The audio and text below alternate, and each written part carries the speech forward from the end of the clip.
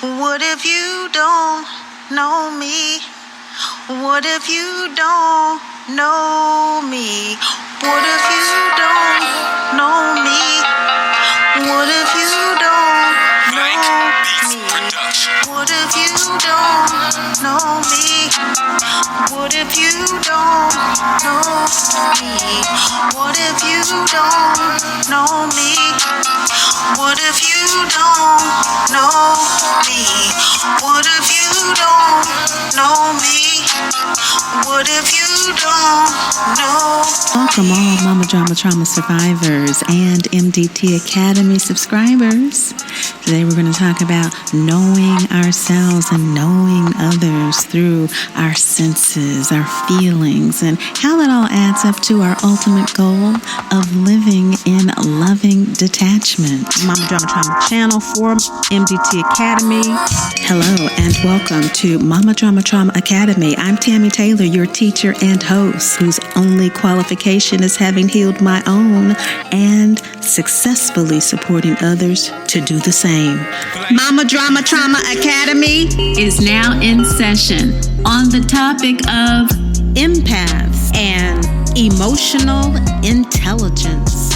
Thank you for meeting me here once again and for your subscriptions, friends, and fellow divine souls. Let's find out what we know and what we need to know about being an empath with the mother wound and how that affects our emotional intelligence. This is Adhira by Eli Laden featuring Beautiful Chorus. So let's get together, love. There is no hope that can bring us some unity. Together we're a barrier of being full of love inside our hearts.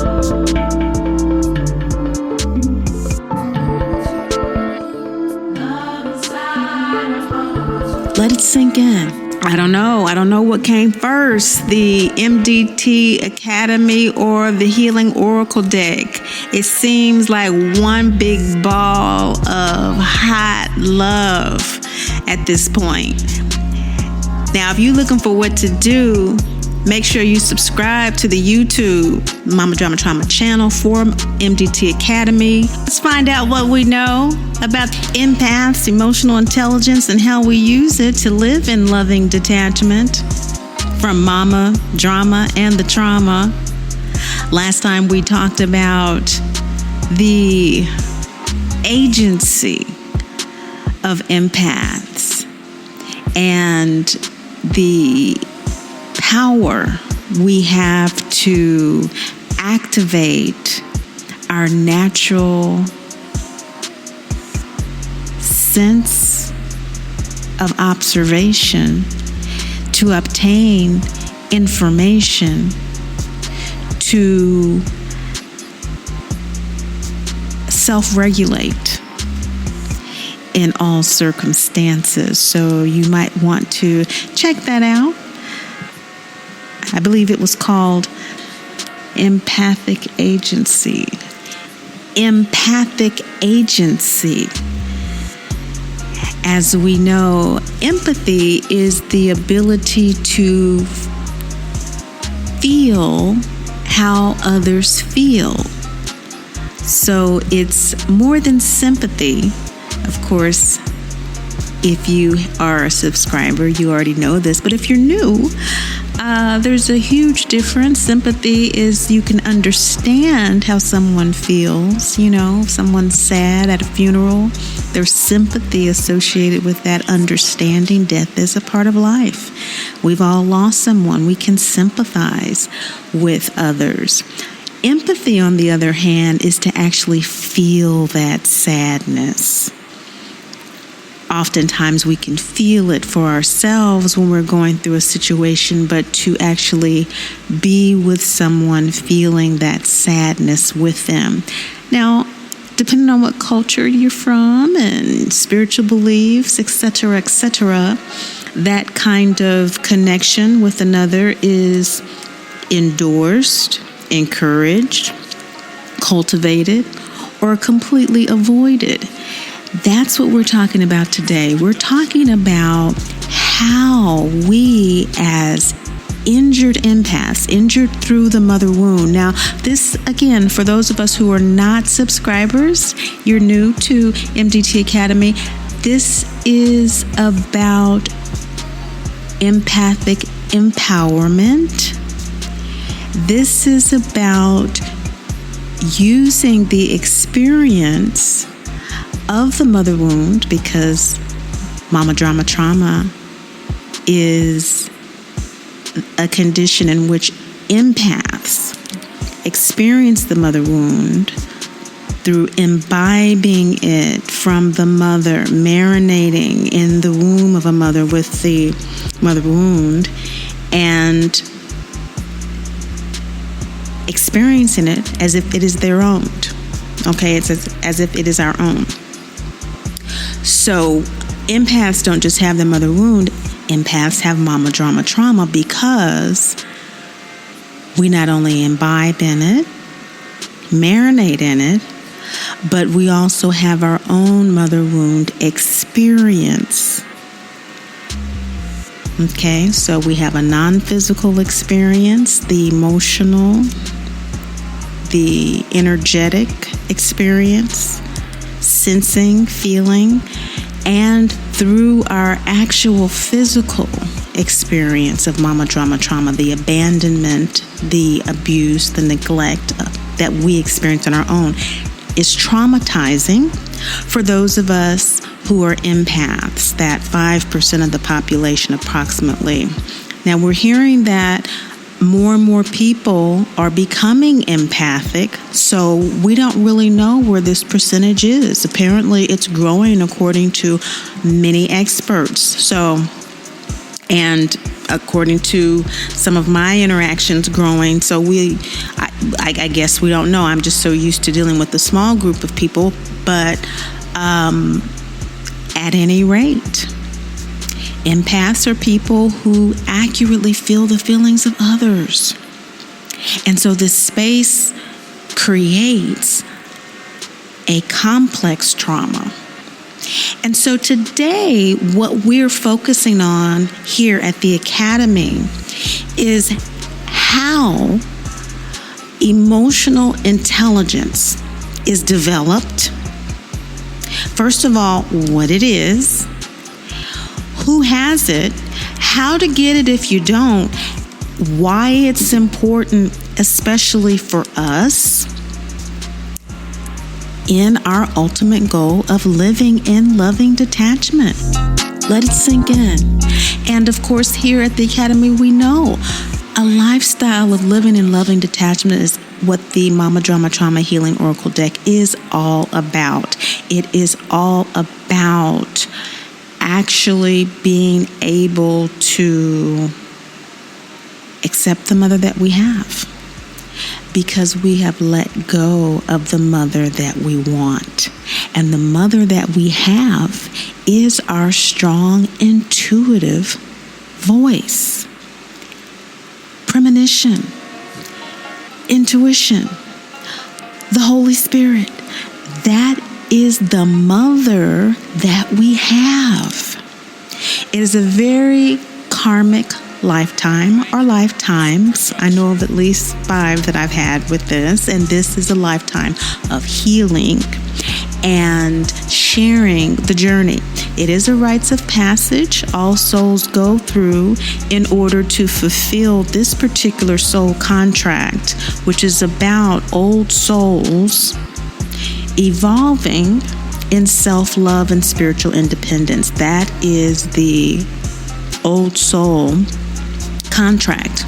It's the MDT soul contract. Eventually, all souls will have an experience where the maternal neglect is such that it coerces the soul. It may take, again, multiple lifetimes into a situation where, in order for us to experience the love that we need, again, this is not about shame, blame, or guilt of ourselves or others. It's all about evolving in self-love. The journey requiring the absence of physical maternal love. So it's usually amplified by one of the other 5 maternal archetypes. And we've talked about that as well in past lessons about the 6 mamas, the 6 mothers. And so we have Divine Mother, Great Mother, Mother Earth, Birth Mother, Motherland, okay? And so these mothers are all opportunities of evolution, evolutionary opportunities. When Birth Mother abandons and abuses, that is the Birth Mother MDT. Again, usually compounded by some type of an Earth Mother event, especially now these days, and that's why there's such a rapid accumulation of empaths experiencing this. And so, the climatic changes creating this feeling of abandonment and abuse by Earth Mother. Okay, and so this nurturance, this protection, provision of care, the presence that we need in order to feel loved. So it's a reframe. It's a love reframe. It is a maturing, a maturation process of reframing love from me, what about me, to what if you don't know me? What if you don't know me? So what? I know myself. I love myself. What if you don't know me? I have lived enough and experienced enough lifetimes to understand enough circumstances and situations not to be presumptuous or egoic, but just like I've experienced, you've experienced grade school. You don't keep walking through the halls of the grade school you went to after you've learned how to read, write, and some reading comprehension. You've been there, you've done that. So it's not about arrogance. It's about you really, really are in the 9th grade. You really are at that level. And so it's not about arrogance. This thing is infinite. And we have infinite beings amongst us. We are all in different stages of our evolutionary growth. MDT Academy is for those of us who can find this information useful along our journey and our path, because it's unique for all of us. And that's what the Mama Drama Trauma Healing Oracle deck supports us with. It supports us with that individual aspect of this universal evolutionary journey. Okay, Great Mother speaks directly to those of us who are experiencing at this time Mama Drama Trauma. So that's a quick recap.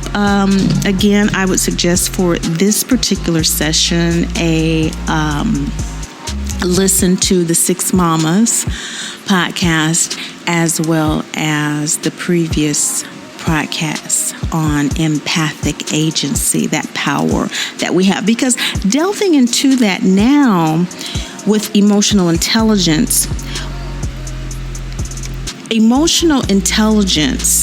is the ability to consciously know our wants, needs, and desires. Our desires, those quiet prayers that are just things, dreams that we have that, I wish, our little unique things, that how we are composing our environment and our imagination and our lives. And when we wake up from our dreams, how we are living our lives or how we wish we could be living our lives. Those are our desires. Our needs are our fundamental needs: food, water, clothing, shelter.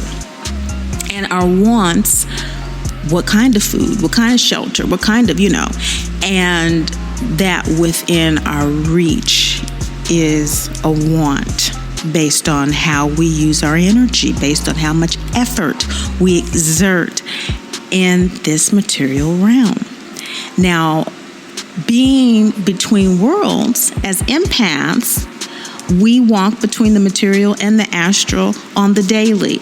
And so this is where our challenge comes in with our mental and emotional health. So when we're looking at emotional intelligence and having first and foremost in our conscious awareness our wants, needs, and desires being distinguishable from the wants, needs, and desires of others, that is key for our emotional and mental health. Why, you may ask? Because this conscious awareness allows us to use our empathic agency to fulfill our own. You know, we hear a lot about empaths caring for others and putting ourselves last, and, you know, this whole victim thing, which is a part of the process. You know, there is a placement in astrology called Ketu in Vedic astrology, which is what I study. And in tropical astrology, it's called the South Node. But in the Vedic, what this means, we have nodes. When we're born, there was a particular positioning based on where the horizon was and where the moon was in relationship to that horizon. There are invisible points on the moon that face opposing signs on the zodiac wheel. The one that goes north, or Rahu in the Vedic, is where the soul is evolving, that's incarnating at that time, the energy it's evolving towards. So if it's Sagittarius, it's evolving toward being a sage, a wise one. And of course, the opposing zodiac is Gemini, coming out of the more kind of playful exertion of energy that has no real purpose, to still having that zest for life, but it being more focused towards some type of spiritual end with the Sagittarius. So that's Rahu and Ketu. This Ketu energy, when it's activated, and for many of us it's a very powerful energy, especially when you talk about the moon, and many people with mama drama trauma have a moon Ketu relationship. We've talked about Saturn moon in the Saturn moon session. But getting back to being able to fulfill our own needs and desires, being an old soul walking between worlds, we are very connected with what those are. So much so, there's almost an exhaustion to, on the other end of the continuum, a contempt or disgust sometimes with our desires. And that's why we put them down like a burden that we just we just drop, this lifetime really. And again, speaking about mama drama trauma, it's a heavy burden that we've been carrying, and we've pursued it in ways that haven't been the most productive for us or for others, which is why we have this heavy karma. It's a heavy load. We want to drop it, and it's more productive to support others, especially since our experience has taught us that we are dearly loved. All of us, divine children of the great Mother, Father, God, who are never judged, condemned, or left alone. We've learned this, and so we know that that's true, and so we begin to exert our energy in that direction of supporting others, of assisting others. When we are not informed that we do have a birthright because of that divinity to be happy, healthy, and whole, and that with this karmic soul contract, we do have infinite opportunities to evolve in self-love and spiritual independence. We've just been going about it in ways that are not self-loving, and we're still doing it by kind of, hiding behind the divinity core belief that we have. This very caring, nurturing core belief that is developed over many, many lifetimes of it being proven to be the way that we have survived, Others have cared for us and sacrificed their lives. We've learned and we've seen the beauty of it through lifetimes and lifetimes. We've done it for others. It has been what has made us feel the best about being in physical form. It is what we've learned. And it takes many, many lifetimes to do that. So we don't want to be ashamed of that. What we want to do is understand that it's not a burden. What our wants, desires, our needs are blessings that we have yet to receive because we have not embarked upon the fulfillment of our soul contract to evolve in self-love and spiritual independence in earnest. We've not the 6 suits of the deck based on the 7 chakras. Of course, we're talking about the 5 steps of grieving in the deck and all of that with the suits. We have not begun the process of releasing what needs to be released. We're just kind of wholesale releasing our heart and our soul desires without really understanding what needs to be released. What needs to be released in the example of the Sagittarius Rahu and the South Node Ketu is the frivolousness, the frivolity of the gossiping and the networking that the Gemini has. Not that that's bad. All zodiac signs are yin and yang. Everything in the material realm is yin and yang. That part, for example, for that particular individual with MDT is what needs to happen in order to receive the blessings available in evolving in spirituality, if that makes sense to you. That being the focus, not judging oneself for being caught up in gossip, caught up in what other people think, caught up in just talking just to be talking. Which is the quality of Mercury. Mercury rules Gemini. It has no particular purpose in it. It's very intelligent, very capable of creating things and doing things, but in terms of really being focused like that Jupiter-ruled Sagittarius to accomplish things for the benefit of the whole, that's not Gemini. That's Sagittarius. And so the wants, needs, and desires evolving towards that is a different focus. And so that awareness makes us not have to drop our true hopes, dreams, and desires wholesale, just those that are not going to support that. Just those that are not going to support the development of our relationship with Great Mother, Father, God. Just those things that are not going to support our divinity identity. Just those things that are not going to support us being able to support others in developing their divinity identity. Just those things that are not going to support us being able to travel to new places, to new temples of spirituality, to learn and to glean in a evolved mercurial state of intelligence with that Jupiter guru energy. And so when we're talking about emotional intelligence as it relates to empaths specifically, we, of course, here are impacted by trauma, which is soul dissociation. This really does joggle the mind and it blurs our vision.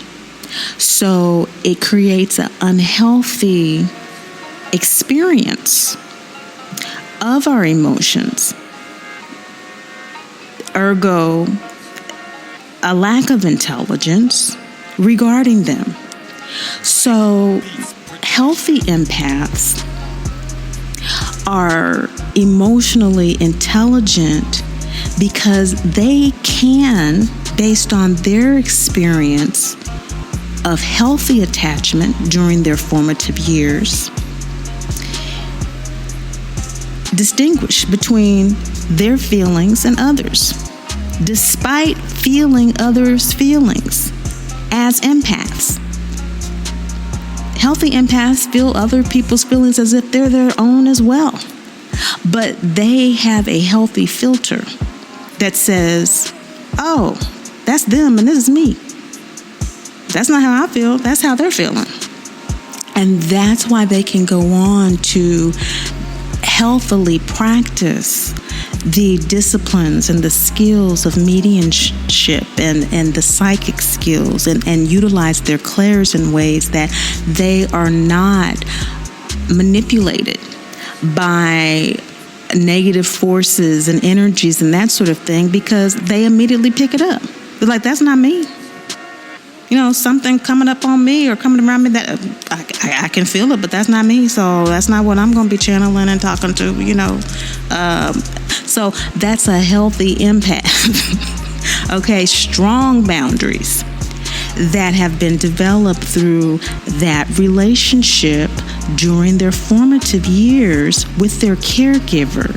And that relationship is what establishes our attachment style, which is directly related to our emotional intelligence. Because what we want, what we need, what our desires are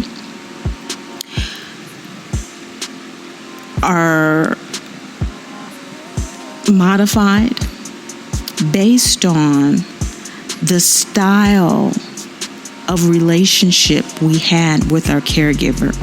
In other words, how they responded to our wants, our desires, when we were distressed, when we cried.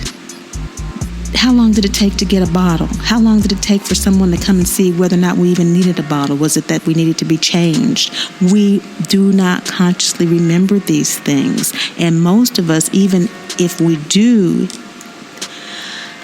age 3, age 5, age 7, we will repress them and suppress them so that we don't get further dysregulated.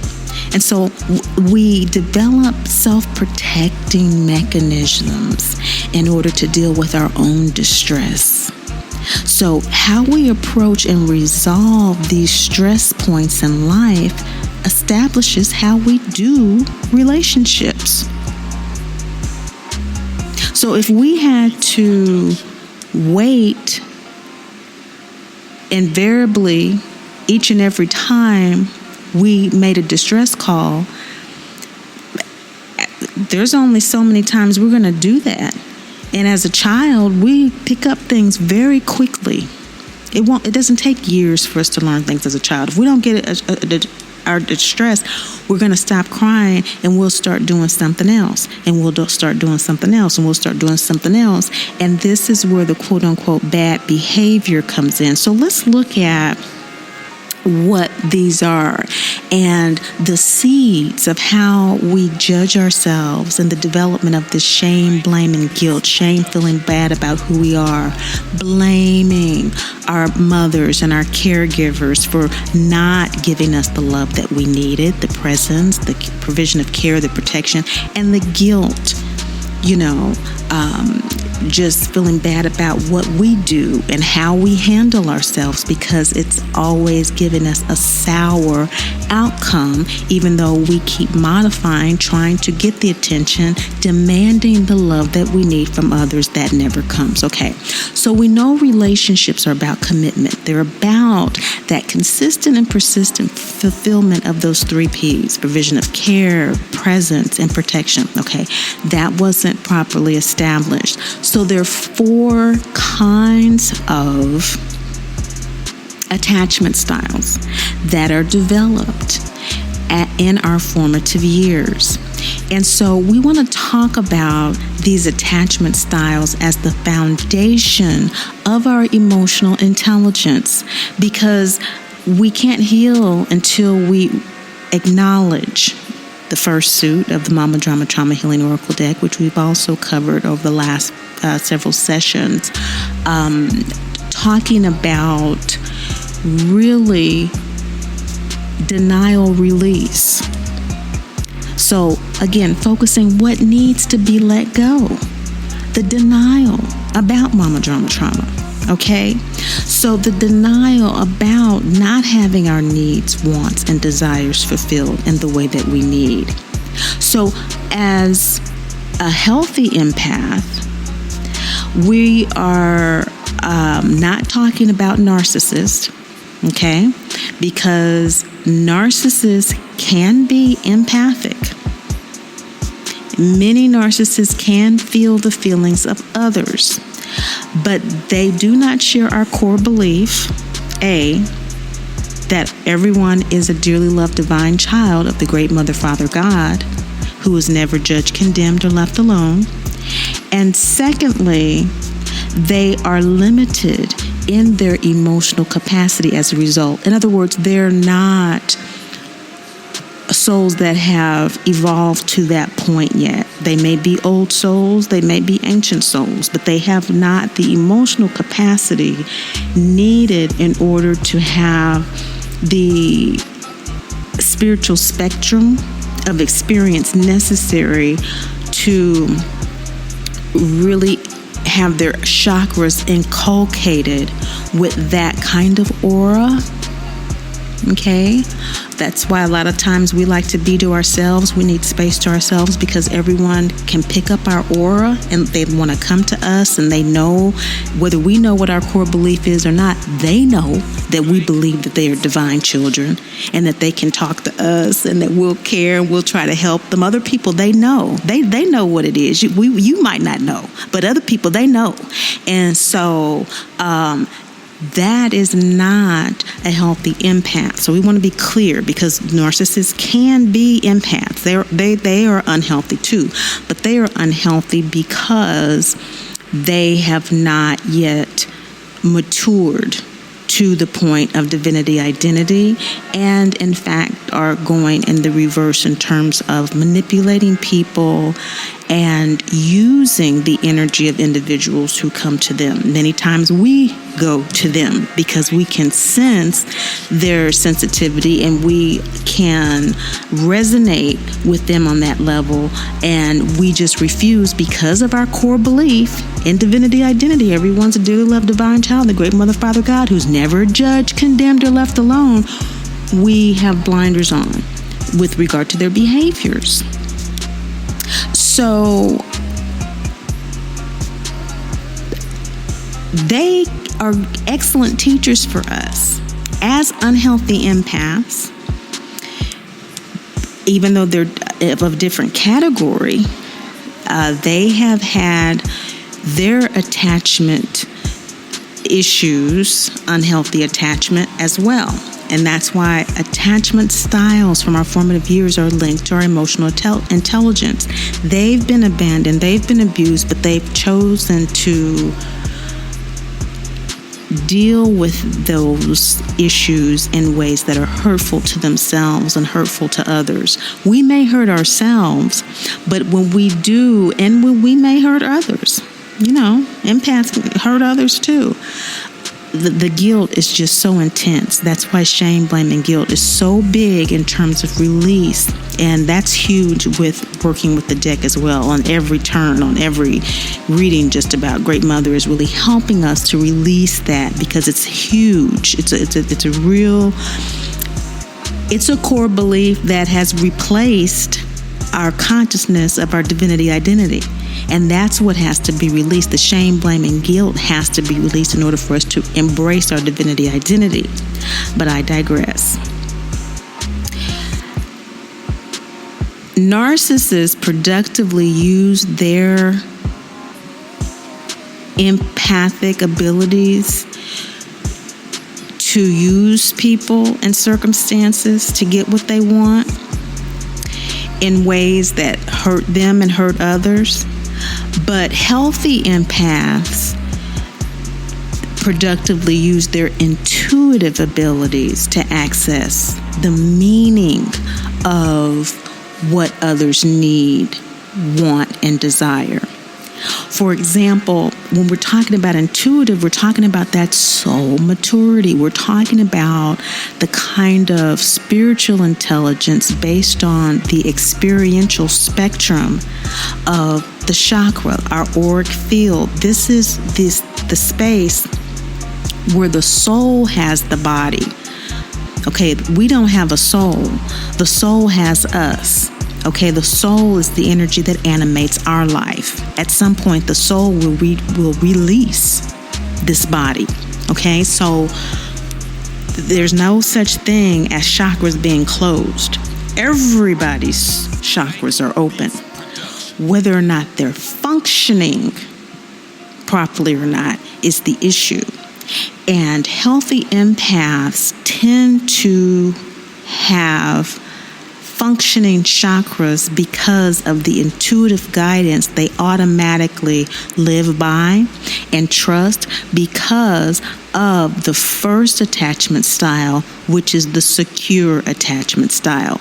This is the healthy attachment style. This is the style that, in a very self-explanatory way, has to deal with being in a secure environment. You could trust that your needs were going to be met, physical, emotional, all of that. And this allowed you to be able to recognize who and what was worthy of your trust.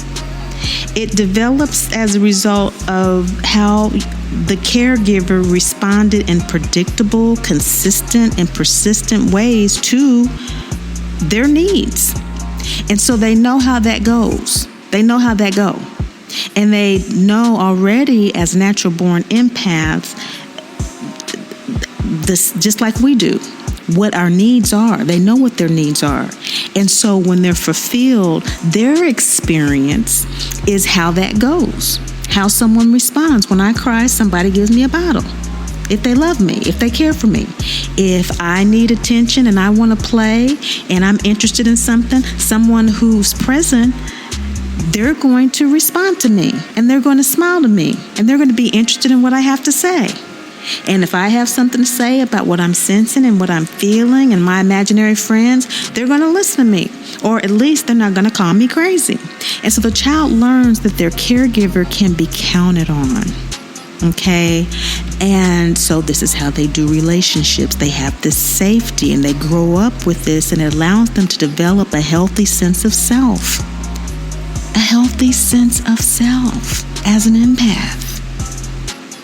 So when they need time to themselves and they need to recharge and unplug, and they don't have to go through a whole bunch of explanations and they trying to be special, and they don't have to do all that. All their lives, whenever they needed to get away or whatever, that's just what they did. And they were in school environments that reinforced that, because if they had a problem, they had someone they could talk to about it. And this healthy sense of self allows for the feeling of being lovable, of feeling stable in your environment. And that foundation is what we need to explore the world, especially in our example of the Sagittarius. Rahu energy, going that soul that's evolving toward that north node of the moon energy this lifetime to be the sage. And so people with this attachment style have this template for what a secure relationship looks like, feels like, and as an empath especially, they have the ability to replicate it in their friendships, their romantic relationships, their co-workers. They choose jobs and they get in touch with their life purpose in ways that, I'm an artist, and they own that early, and they are able to accurately discern who's friends with them and who's going to be loyal and who's going to be, and this is not about fantasy and getting into the delusion of, oh boy, wow, everybody who has a secure attachment style is perfect. No, it's just that there is this, as opposed to the constant self nurturing that's necessary in order to battle with triggers and that sort of thing. It's just that you're in a state of appreciation. And so if this relationship works out, I appreciate it. And so I have more relationships, okay? That's how gratitude works, right? And if it doesn't, well, I appreciate what I learned from it. More is coming, because that's just how it works. It's more like that, okay, than fantasy. The reality of it is The relationships feel safe, healthy, and they trust themselves to make those decisions for themselves. Unlike when we as an old soul have the same experience, have the same background, the same core beliefs, etc., but from an unhealthy experience, which are the three other attachment styles, avoidant, anxious, and disorganized, we may have more problems mentally, and that is what keeps us from accessing our natural abilities and pursuing our artistry and our healing because of the psychic intrusions as a result of the triggers that we're constantly trying to abate. And so, as a healthy empath, may go on to develop those skills again in a supportive, secure environment. Your grandmother, usually psychic abilities skip a generation. Sometimes they go, bat one after the other. But usually, they skip generation. Your grandfather, your grandmother, somebody's teaching you, or aunt, in that healthy empathic situation. Now, that also happens in unhealthy situations as well. But the point is, this psychic mental realm is where the clairs come in and really separate the healthy from the unhealthy. Now, we're all old. We all have this spiritual, experiential spectrum. But when the clairs come in, through the practice of clarity is where the line gets drawn between healthy and unhealthy empaths. Okay? So while we may practice also as unhealthy empaths, we connect with the occult. We connect with readings, with cards, and these things that old souls do. We know that there's an immaterial world. We've had lifetimes where we have been priest, priestess, shaman, and we've studied things. This is not woo-woo to us, and it's not anything to brag about. It's not anything to boast about. It's about, again, experience. Not everybody has been to MIT or to Harvard or whatever ivory tower. The more you learn, the more exclusive the information becomes, and the more difficult it is to comprehend without the experience. That's just how it goes in any area. And spirituality, evolution is no different. And so we're all learning different things at different times. And so if we have an avoidant, anxious, or disorganized attachment style, our emotional intelligence or ability to decipher what we want, desire, and need from others gets all clogged up and messed up. And this is why.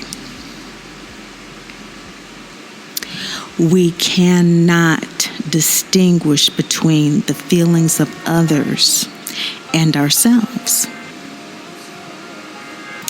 Why can't we distinguish between the feelings of ourselves? Well, we go over this every week in the definition of mama drama trauma, but most specifically, when we're talking about the avoidant attachment style that gets developed out of caregivers in our formative years. Our formative years, of course, are from birth to 5-6 years of age. That caregiver, usually the mother, is just simply either out of tune with our needs. She's focused on her own MDT or her own mother wound she's trying to heal or deny or avoid or whatever, a cycle, avoidant. Or she just ignores our wants, needs, and desires. Okay? Now, the emotional needs of the child are just avoided.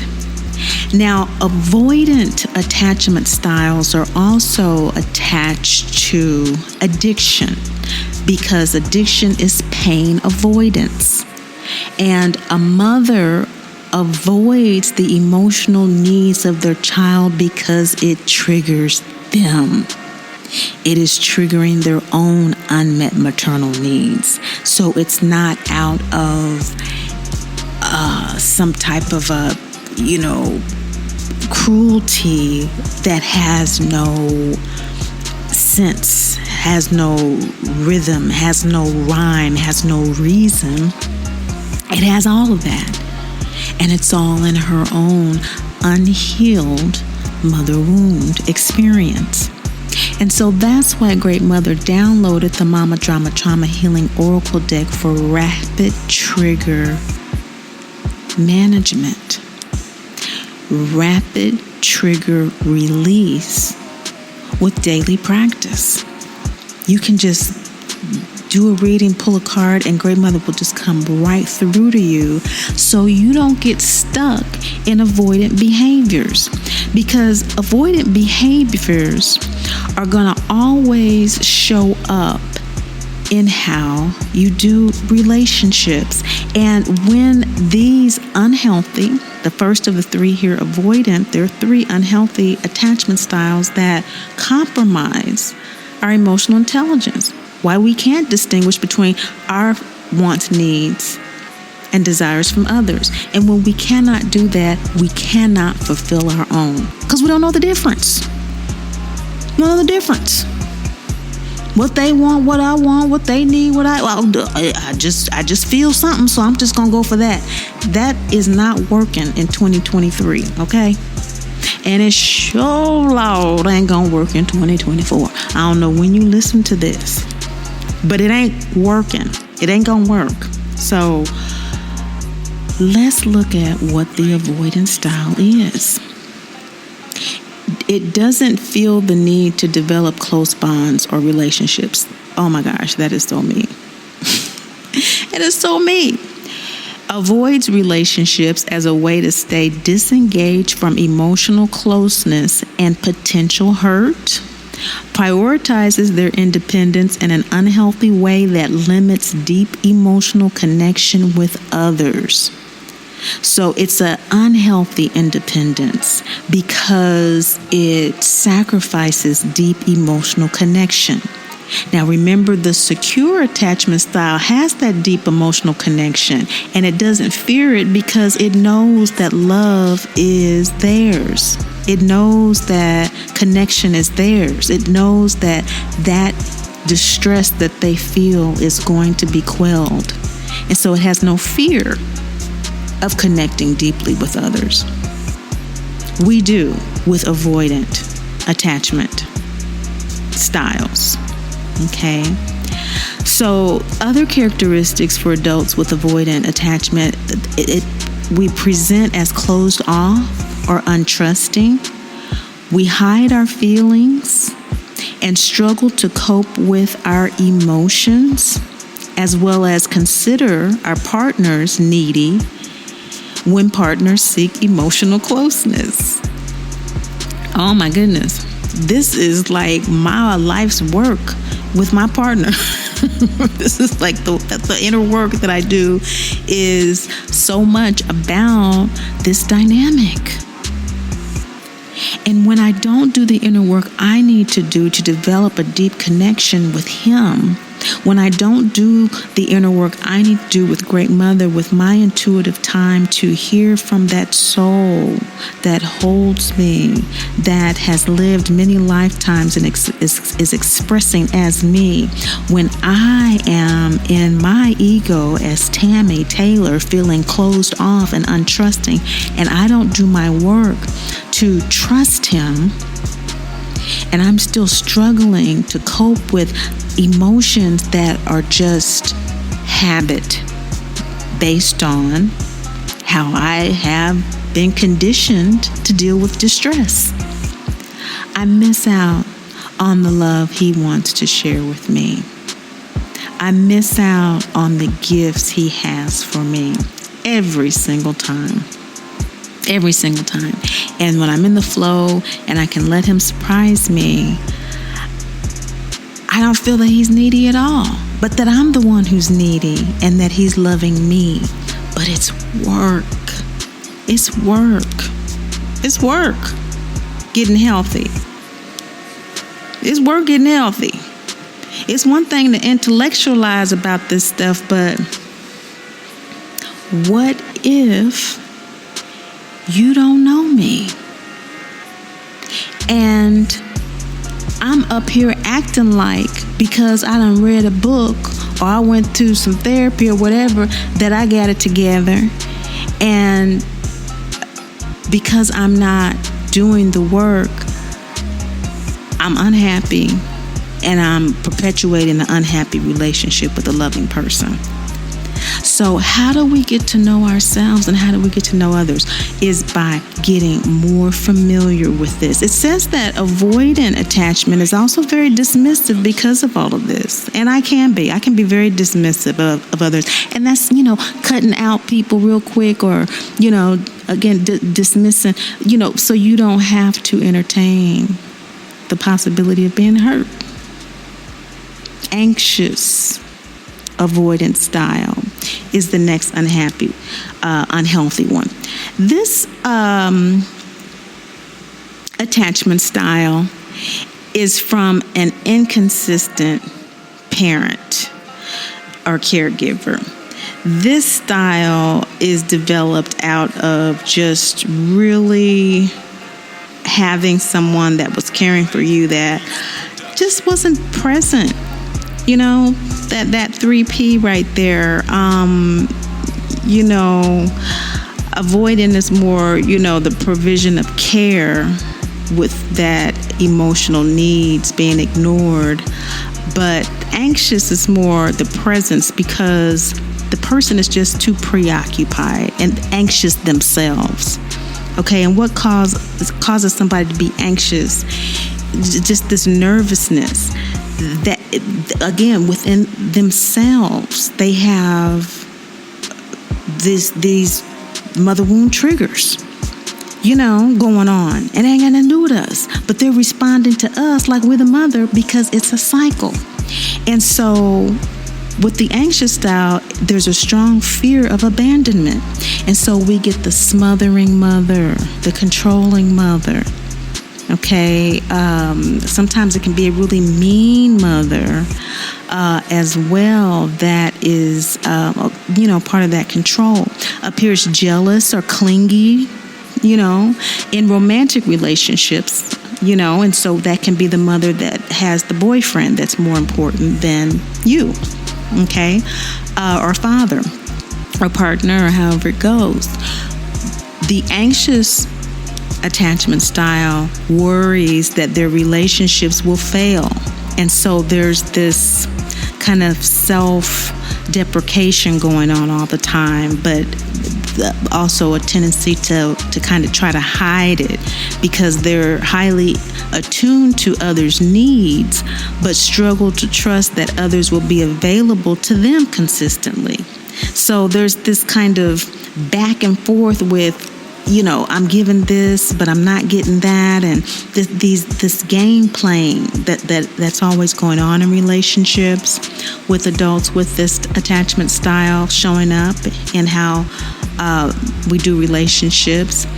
The anxious style suffers from low self-esteem. Feel bad about themselves. Again, that self-deprecation, and it requires constant reassurance from the child, that you're a great mother, that you're doing good, or from romantic partners. This is all relationships because this is how it's established, our attachment style. And so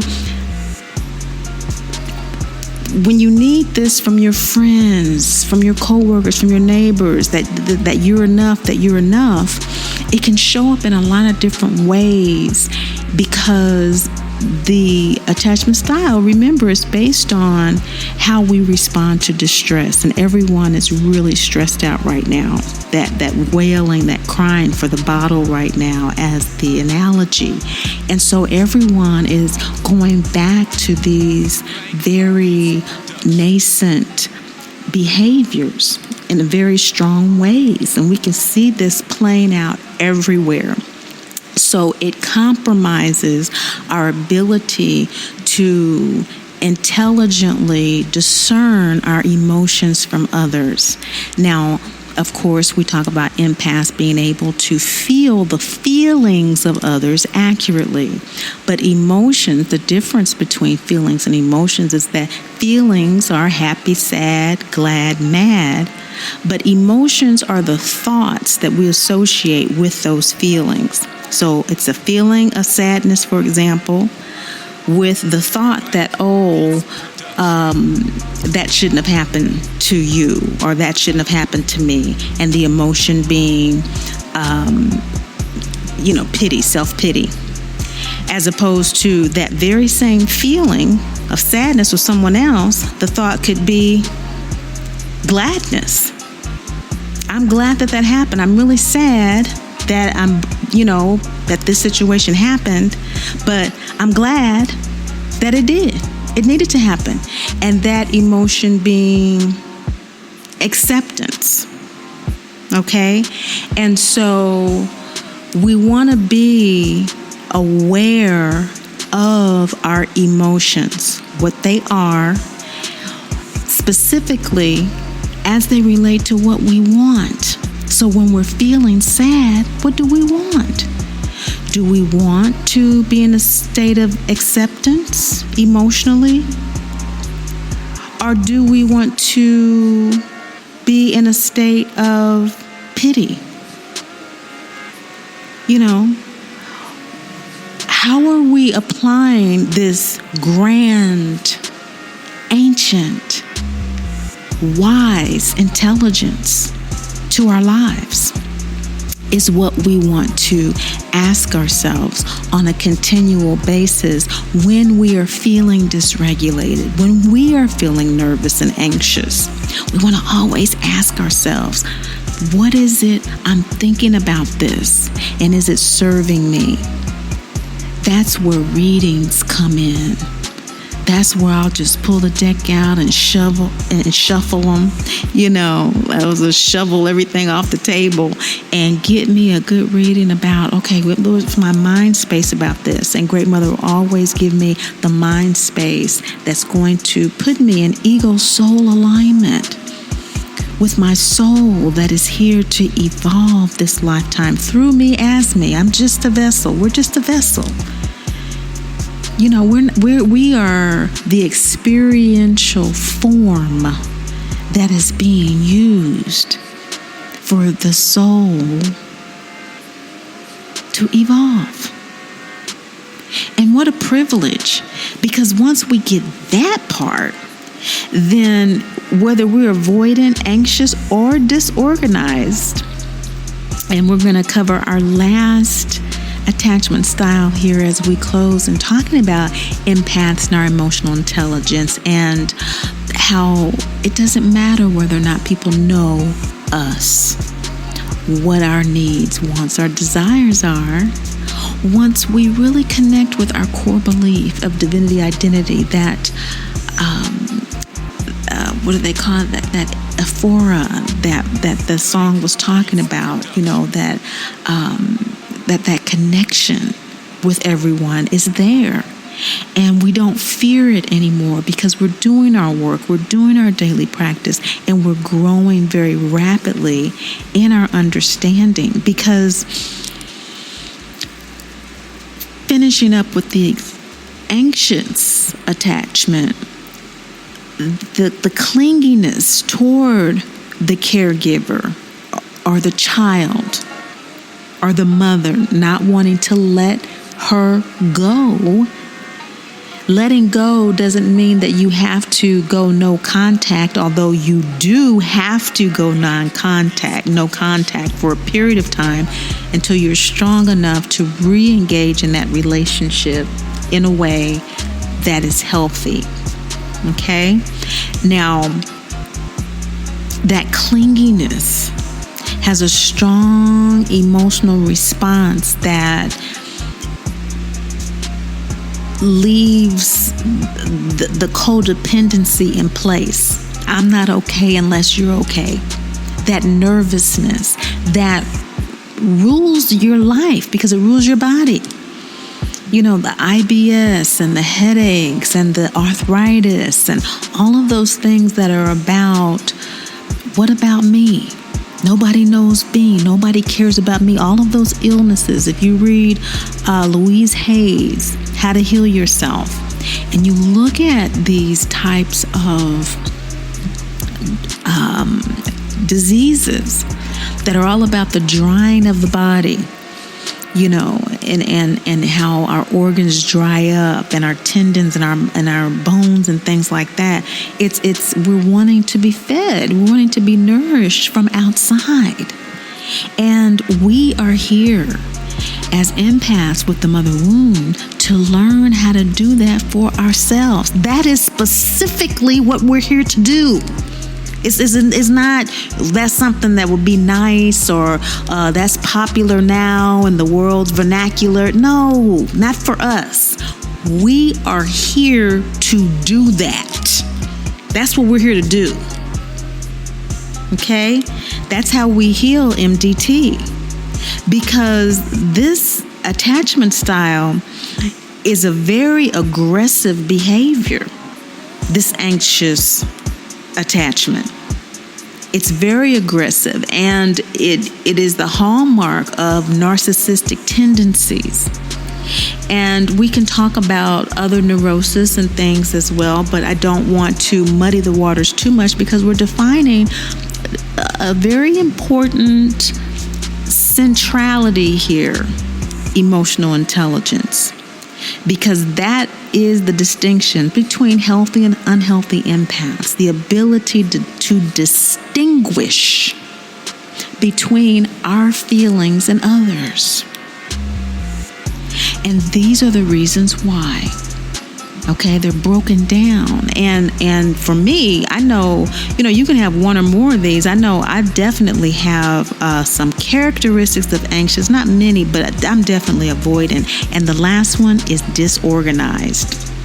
Now, again, finishing up with anxious attachment, the child finds it difficult to predict what the caregiver is going to do. Because of all these mixed signals, this anxiousness, this being triggered and trying to manipulate the relationship so that they can feel better about themselves. You know how they say it's not even about you? It's not even about you. And so, of course, they don't know us. What if you don't know me? You don't. And we should expect people not to know us, because those individuals who do have emotional intelligence that are not manipulative, usually in our experience, because again, we tend to be attracted to narcissists. But those with emotional intelligence that are healthy, empaths and otherwise, you don't have to be an empath to have emotional intelligence. You can be a regular person to have emotional intelligence. They know what they want, and they know what you want, and they use that information to get what they want. We see it every day. But we expect people to care as much as we do too often. And because we tend to, because of our core belief, care about others, we presume others care about us in ways that they don't. They're actually wanting to get their needs fulfilled, which is the healthy thing to do. As long as it's not being manipulative or exploitative, that's the healthy way to live. We should be able to be self-sufficient. Many of us are not, because of this inefficient energy exchange we have as a result of this form of attachment that has been developed in response to our distress. So the mixed signals with the anxiousness interferes with our ability, ultimately, when we do relationships, to form a healthy sense of availability. We just don't trust that people are available. And you can think about situations that you don't trust. Are they going to be there? I got to be there early, or I have to make sure. I know with me, this is where the anxious attachment style shows up for me.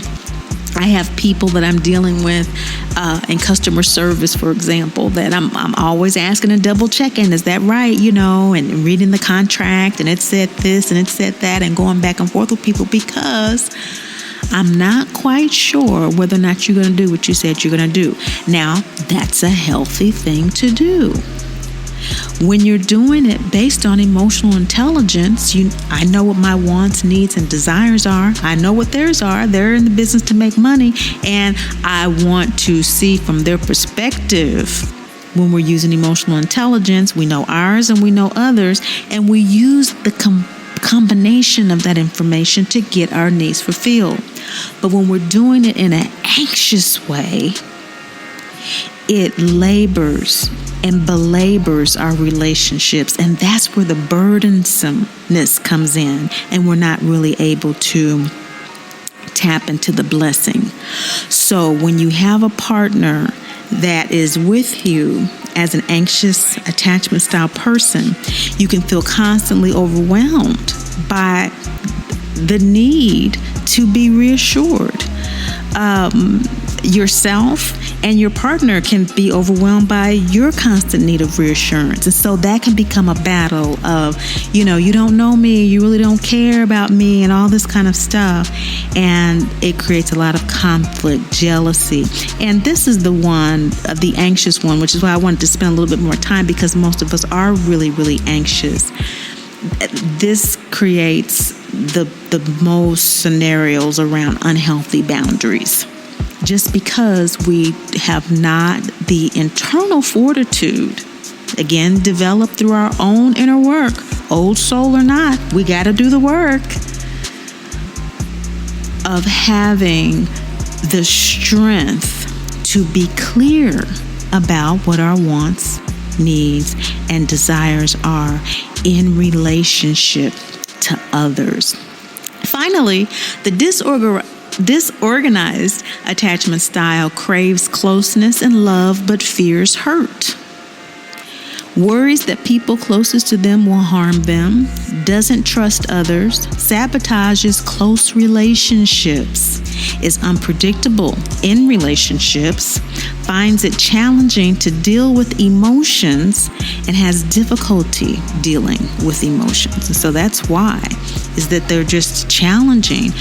You're just disorganized. And what is this disorganized attachment style about? Well, this happens as a result of experiencing a great deal of abandonment and abuse.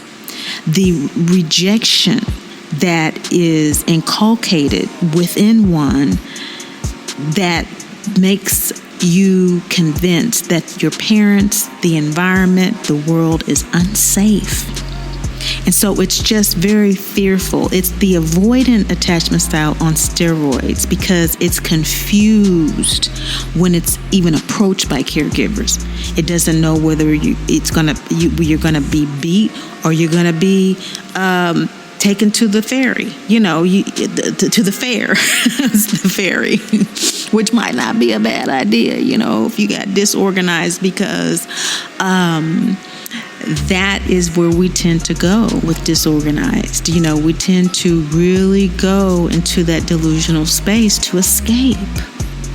The escapism, again, that avoidant on steroids, that addiction, that pain avoidance on steroids, you see, and having an inconsistent response each time they're greeted by their caregivers. And so there is the response to the distress, and the one causing the distress, okay, oftentimes. And so that's why it's difficult to distinguish between how you feel and the other person feels, because after a while you don't know whether or not, it's just because you're hungry you're crying for the bottle, or you crying for the bottle because you've been hit, you've been hurt, and you just want something to suckle. You want to self-soothe, you see. And so the disorganized is where we have a lot of our mental challenges as well as the emotional, because it develops as a result of traumas. Okay, this abuse and neglect. It happens when the parent who should be the source of safety and security is actually the source of the opposite. It's the source of unsafety. It's the source of insecurity. It's the source of fear. And on the other hand, of course, the child always wants closeness. We always want closeness with our mother, which is why we're dealing with all this. Is regardless of all of this going on, this madness, we still want that closeness. That's natural. But it's also natural as a thinking, intelligent being to want to push the mother away and reject her because it isn't safe. And so this back and forth, and we can imagine what that creates in the MDT cycle. This constant back and forth of shame, blame, and guilt. And so that maze being very difficult to get out of. And as an adult, having a partner that struggles with this confusion in relationships and the inability for us to express our emotions or open up in positive, healthy ways. Because what is that? I'm still the screaming inner child that has not been given the bottle that I need to be nourished. So you're way too many steps ahead in terms of what you're needing me to do in this relationship. So those are the 3 attachment styles where emotional intelligence meets the empath. Healthy or unhealthy. Unhealthy is where the attachment went left. And the fear, despair, dread, even terror from the abandonment, abuse creates this alienation that makes that deep connection impossible in relationships. And relationships must have that to be secure. We've relegated lovemaking and sensuality and nurturing and closeness to just the sexual act and even the objectification of bodily organs instead of the energetic connection we have soul to soul through our auric fields to connect deeply with one another, to soothe those places where our meridian points, our chakras, our nadis are not functioning. That's really what lovemaking is making and regenerating that loving energy. Whether it's lovemaking, whether it is doing our daily practice where we're loving ourselves up so that we can truly give of and from ourselves in ways that are loving. This unhealthy empath space is the shadow of who and what we are becoming. And just like we entered into the fearful, despair, dread, terror, and abandonment and abuse to become alienated, we also, with our inner work and growing awareness, and just by listening to this podcast, now knowing what your emotional default is in your relationships, you can start right there. Start right there with your understanding of the avoidant that is dismissive and is just out of tune with others to self-protect. Just start there. With the anxiousness that's an inconsistent way of relating to others, that is unable to connect because of a preoccupation with self-care, misguided self-care, because it's just one trigger after the other that you're trying to assuage, you're trying to address, but you can't because of the anxiousness. Just start there. Just start with understanding, okay, I'm disorganized, I'm fearful, I'm avoidant on steroids because of the trauma, and so I am here, and now I have a point of destination to be secure. And it's going to take time, self-compassion, more and more self-awareness, self-love, and the type of spiritual independence that allows me to build a strong foundation, a new basis for building connection with myself and others. Okay? Because the foundation I have is flawed. And that's where we go into the different suits of the deck. It's flawed. Well, how? Self-inquiry is after acknowledgement. The denial release, self-inquiry, is the release of self-judgment and condemnation. It's flawed.